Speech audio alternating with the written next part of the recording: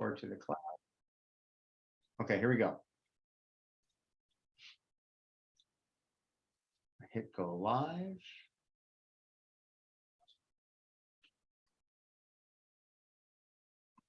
I don't see anything happening.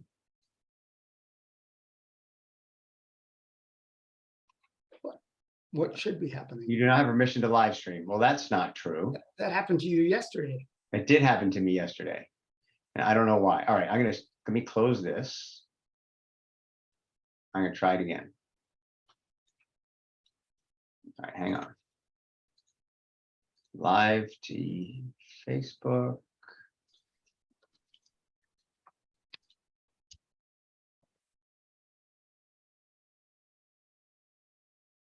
Okay, here we go. That's right. Okay, we are being live streamed right now. Excellent. All right, I am. So my name's Kirk Vartan, and I am co-hosting a program called. We are calling. What are we calling this now? Public Trust Review. Thank you. Public Trust Review. Public Trust Review. And right now we're looking at about a weekly program, but we're going to start with just quick introductions on what it is, who we are, what we're going to do. And that's the purpose of this first episode, is to just introduce us to you. So Tom, let's start with you. Tell us, share a little bit about yourself. Okay, so I'm Dr. Tom Shanks. I am a Stanford-trained social scientist and communication person. I am a Jesuit-trained ethicist and educator. I was working with the City of Santa Clara for 15 years. I helped create their ethics code and then helped them to integrate it into City Hall. I left there after the 2014 election, and I've worked with cities and counties all over the state to help them understand and to help them implement an ethics code that they might have, like Santa Clara did.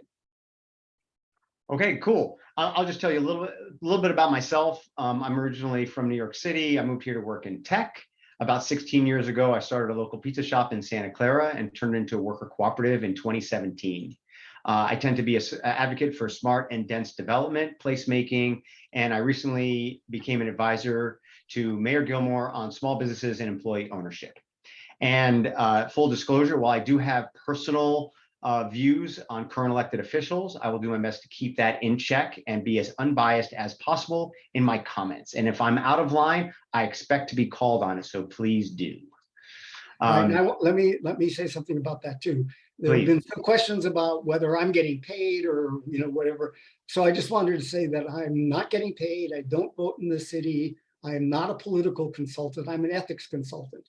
And what I'm saying to you right now, if you can't trust an ethics consultant, then you really can't trust anybody, I suspect, in this world. So I have no political stake in this. My only stake really is to advocate for ethics in public life. Cool. And just to be clear, I'm not getting paid either. I'm volunteering my time, as is Dr. Shanks, and we're here. And the real question is, why should people want to listen to this? Like, why do they want to hear us yammer on about stuff? What do you think? Well, for one thing, we're going to look into the truth and the claims behind many of the campaign ads. And where do you go to try to get truth or to get facts? So to the best of our ability, we're going to try to do that. We're also going to grade the ethics of the pieces that you're seeing. Because what we know is if you hear a lie enough times, you begin to believe it. So we're here to kind of stop that process. And we're not only going to look at Santa Clara, we'll also look at some of the other cities, but we're going to start with Santa Clara.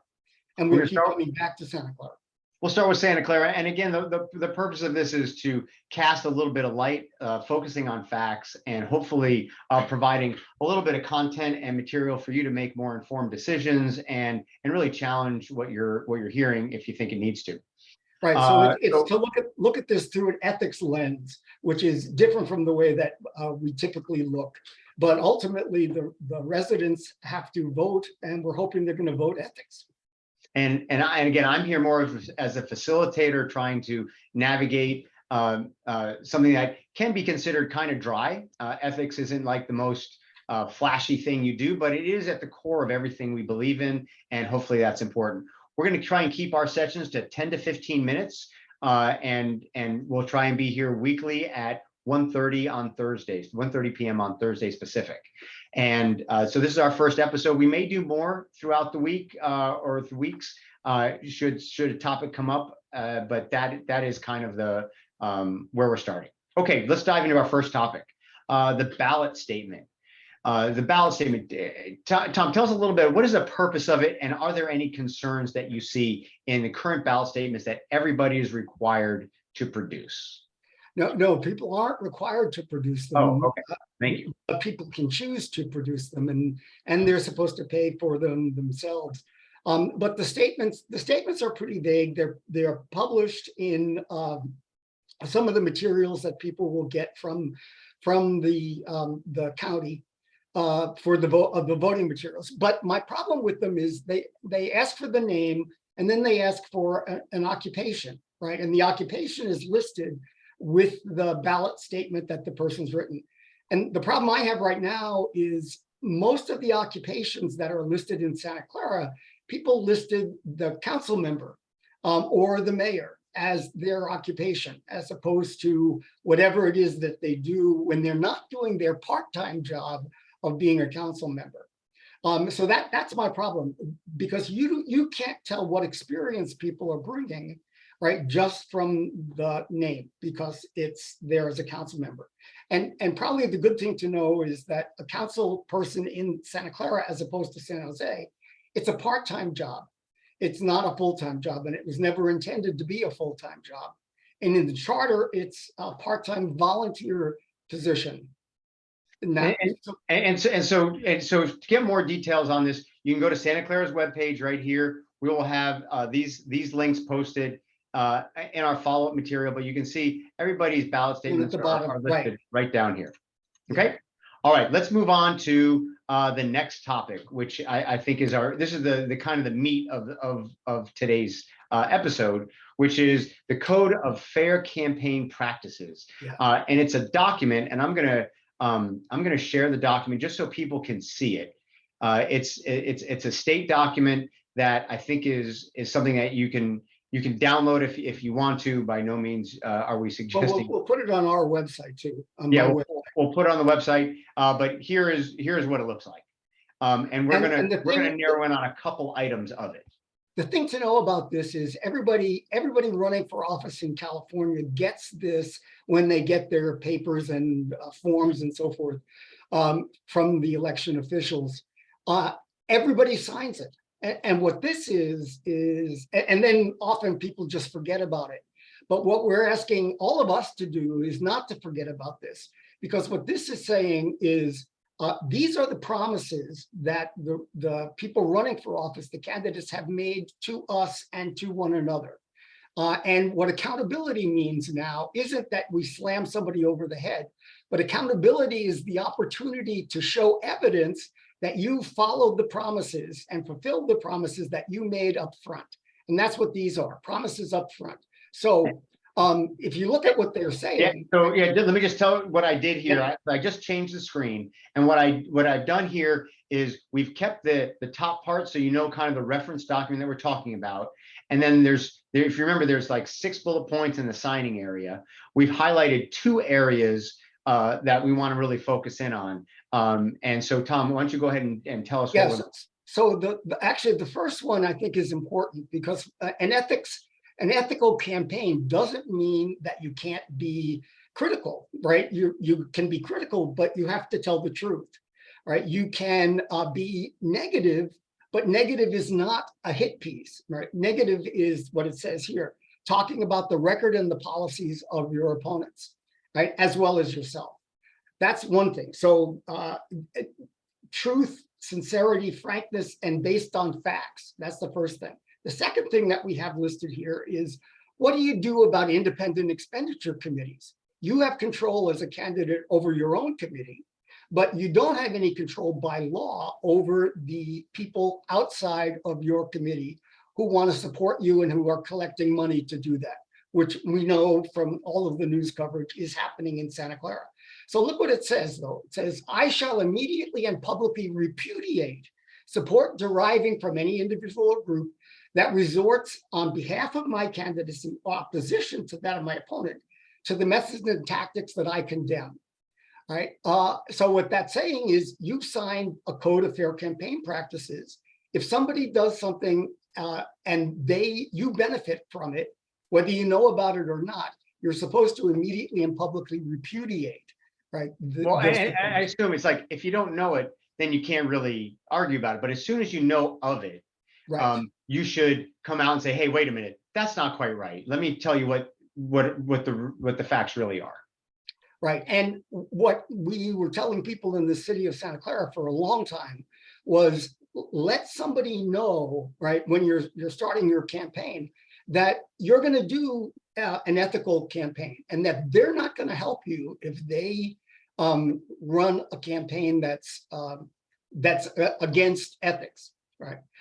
So let people know in general, and then specifically repudiate the people who are doing campaign materials that you don't believe in, because the people are going to believe that you know what's going on. And if you don't stand up against it, then there's a problem that you're going to have in the voting booth. And then just to keep moving us along, the last sentence here, I shall accept responsibility to take firm action against any subordinate who violates any provision of this code or the laws governing elections. Like that, to me, underscores what you just said is, if you know about it, you have a duty to actually take action to say, you know what, this isn't correct. I am not supporting this. I condemn those types of statements or whatever message that is. But I, as the candidate, condemn those statements as said, because they are not.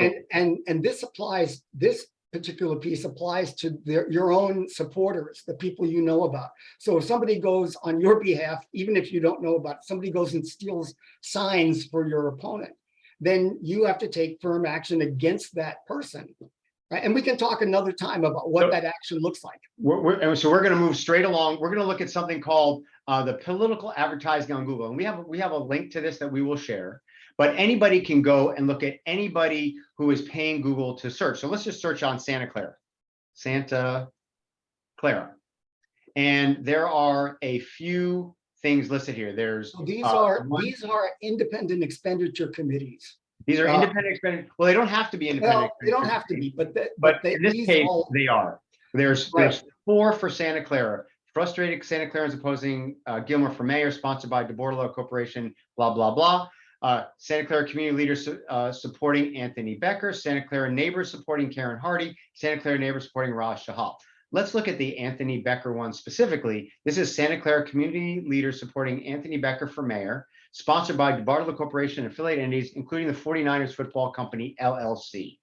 One thing just to note about this is there are 2 committees here that are supporting Anthony. One is supporting him by opposing Lisa. That was the very first committee that you saw. And then this one is supporting him by promoting him, right?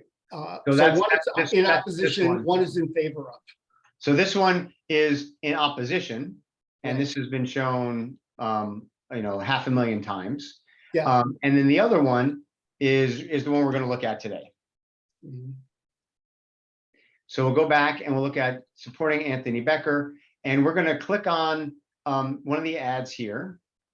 And this has been shown roughly 700,000 to 800,000 times for about $10,000. And we're going to take a look at this. And we are going to the same as the one right next to it. Yeah, they're identical running, right. But we are going to look and hopefully make sure that you can hear the sound. Becker broke ground on 180 units of affordable housing for veterans and working families in just his first year. Okay, so that's the section that we're going to talk about right now. And again, this has been shared. This particular ad has been shared about 800,000 times, 800,000 times, and the other one, identical one, has been shared 200,000. So it's about 1 million times that has been shared. And so, let's just talk about that particular item to start with. Yeah, one of the things that bothers me about this ad and many of the other ones is it makes it seem as if there isn't a 7-person council, right? Who's proposing and supporting. So in Santa Clara, you can't do anything unless you have a council majority, as we all know. So it's difficult to say, okay, I did this, but all of these campaign ads will do that. This one, says Anthony broke ground, right, on 180 affordable housing units for veterans and working families. Now that makes you think that he actually broke ground, that he was instrumental in creating this.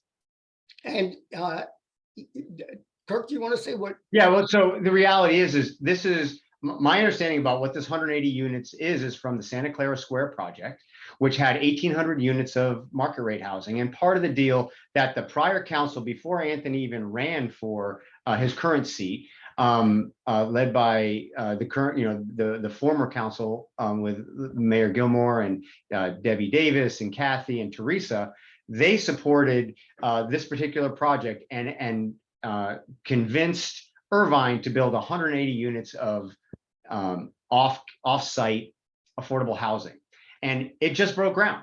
So that's great. So the breaking ground was that's a ribbon cutting. It's ceremonial. Right. It's a ceremonial activity.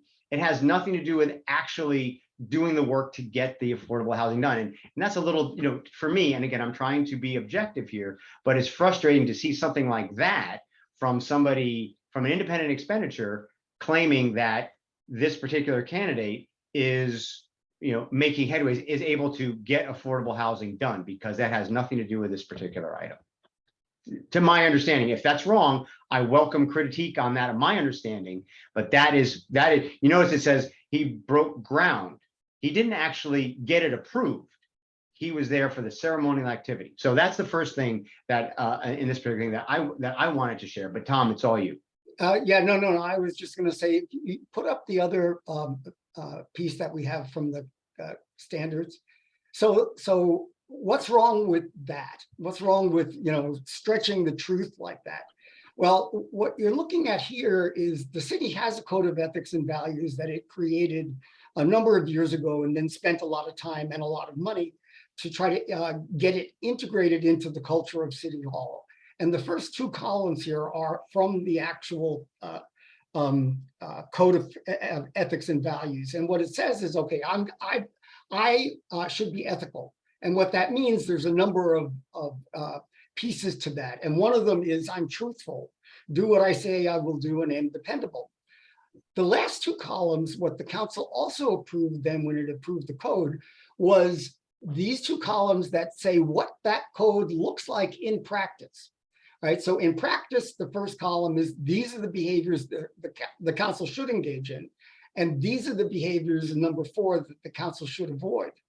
And if you look at what it says under what should be avoided: concealing, fabricating, overstating, understating, or denying the truth, spinning the truth, leaving out context.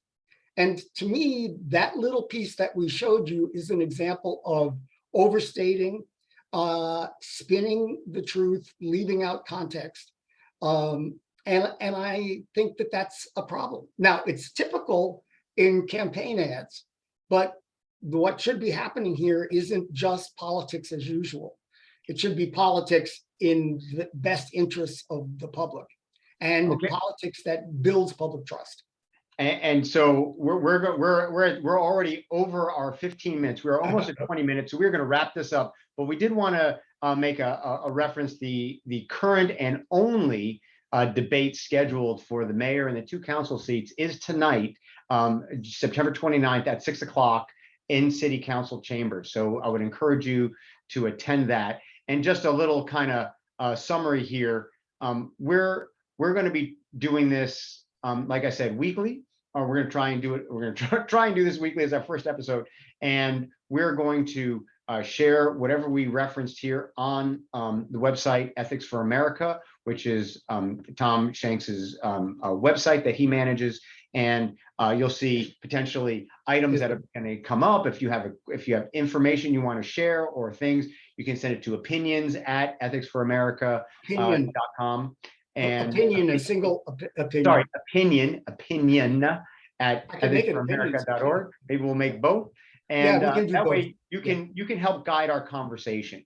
We're gonna share things that we have concerns with, or that we want to support in terms of, this is actually truthful, this is actually good, you should take this to heart, or you should say, hey, you know what, I think I need to look a little bit more into this. So, And Tom, any we're last also minute going to do a grading. Right? Oh, grading, yeah. So Right, quickly, with- how would you with grade that one this very particular- quickly? Either I would give that a C+ or a C- or a D+. Okay, Because of the truth and the lack of the truth. and again, this is an independent expenditure, meaning the candidate had nothing to do with promoting that or sending that or paying for it. But based on these ethics, again, the takeaway here is he has a duty based on what he signed in the political, and he's a current sitting council member, so he's already signed the ethical standards that They all have. we just saw. So there is a duty to condemn those types of things and correct the record. And hopefully the independent expenditure can publish things that are accurate, and he can guide, or they can guide those independent expenditures with truth, not with fabrications or stretches of the truth. And that's it for today. We appreciate you watching our little program here, and we hope that you will tune in next time, and we'll see you on the next episode. Have an ethical day. Have an ethical day. All right.